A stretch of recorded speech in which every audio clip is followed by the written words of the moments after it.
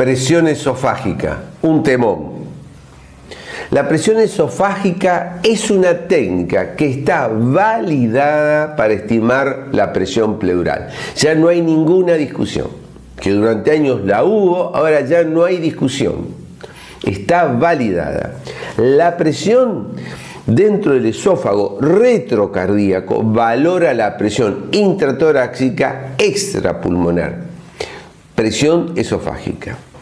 Sirve para estimar la presión transpulmonar. La presión transpulmonar es presión en la vía aérea menos la presión pleural. Y yo, con la presión esofágica, infiero el valor de la presión pleural. Es decir, que es muy importante saber qué presión transpulmonar está manejando mi paciente. La presión transpulmonar representa la verdadera presión de distensión, es decir, del pulmón. Es decir, eso puede estar relacionado, de acuerdo a los valores, a la injuria pulmonar. Y nos permite valorar de manera independiente la compliance pulmonar de la compliance de la caja torácica. En pacientes con esfuerzo inspiratorio, la presión esofágica nos permite valorar la sincronía con el ventilador. Es decir, un paciente que tiene asincronía con su ventilador o viceversa, ventilador-paciente, es decir, no baila bien el tango esa pareja y no lo podemos resolver es indicación de colocarle un balón de presión esofágica, pues nos va a ayudar muchísimo para resolver esa sincronía.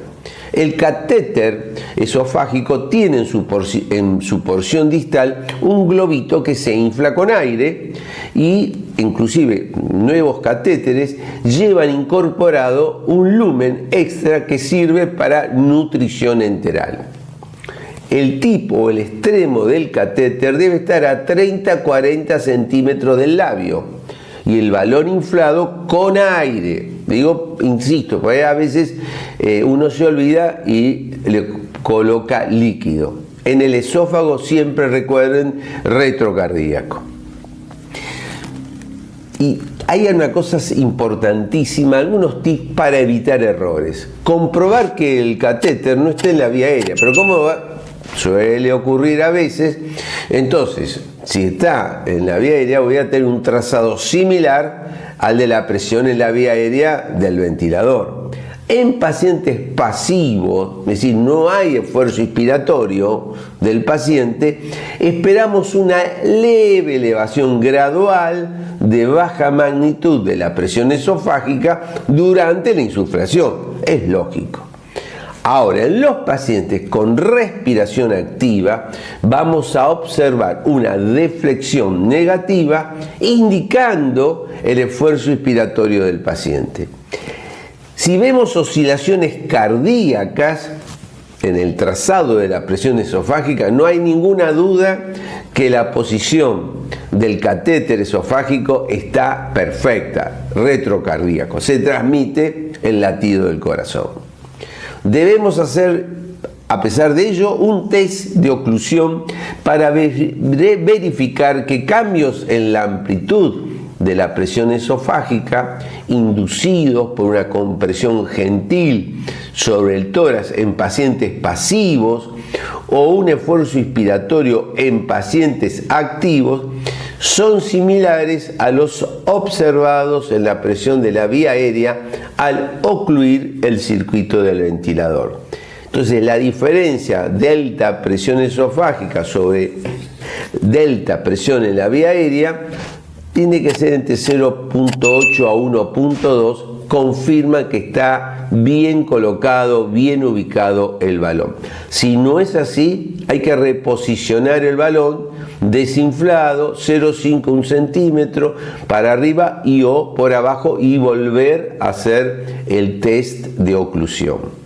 La presión esofágica refleja de manera confiable la presión pleural y por lo tanto la presión transpulmonar, sobre todo en las zonas dependientes del pulmón. La presión transpulmonar nos ayuda a titular la PIP y el volumen corriente en pacientes con distrés. Nos ayuda a detectar el inicio y el final del esfuerzo inspiratorio, que eso es fundamental, es una herramienta valiosísima para valorar que el paciente y el ventilador tengan una excelente sincronía como una pareja que está bailando el tango. Nos permite valorar la intensidad del esfuerzo inspiratorio del paciente. También podemos usarla a través de medimos la presión transpulmonar al final de la expiración. PIP total menos la presión transpulmonar con una oclusión y titulamos la PIP al final de la expiración. Muy importante. También podemos medir la presión transpulmonar al final de la inspiración. Presión transpulmonar esofágica menos la presión pleural. Si la presión transpulmonar es mayor a 15 centímetros de agua, tendríamos que considerar la reducción del volumen corriente y o de los niveles de PIP. Espero haber sido útil, pero quisiera afianzar el concepto. Debemos utilizar la medición de la presión esofágica en nuestros pacientes críticos ventilados, en los pacientes distresados, en los pacientes con asincronía. Hay que usarlo. Hasta la próxima y que les vaya muy bien.